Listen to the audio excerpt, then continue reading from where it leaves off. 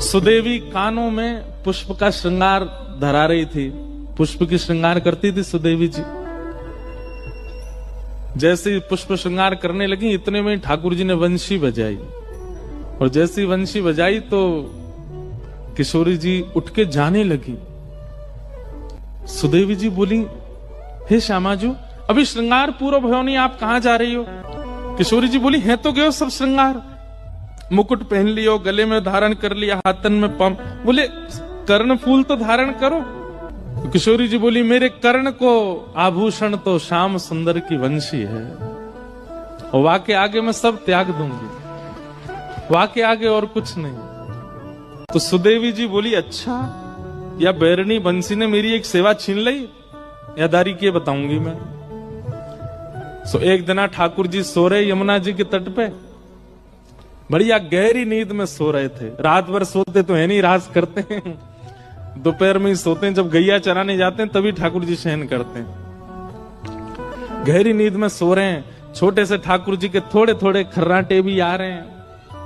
इतने में ही सुदेवी गई, और वहां ने जैसे ही देखी ठाकुर जी के लेटे भय, ये वंशी मेरी सेवा में विघ्न डारे, सो ठाकुर जी की खोच में धरी हुई वंशी धीमे ते निकाल के और चुराए के भाग गई वहां ते, और ले जा करके किशोरी जी के बगल में पधरा दी। किशोरी जी बोली, अरे सुदेवी, ये तने कहा क्यों? बोले, ये वंशी या की वजह से आज मैं सेवा ना कर पाई आपकी। मैं आपके कानन में पुष्प धरा रही, और ये वंशी की धुन सुनते ही आप दौड़ गई वहां पे। लो, या यहीं रख लो, और ये जब जब मैं कानन को श्रृंगार करूंगी तब तब वंशी आप ही बजाती रही हूं, ताकि मेरी सेवा पूरी हो। अभी श्याम सुंदर के पास नहीं रहेगी। इतने में ठाकुर जी की नींद खुल गई, और ठाकुर जी को सबसे ज्यादा प्यारी वंशी है।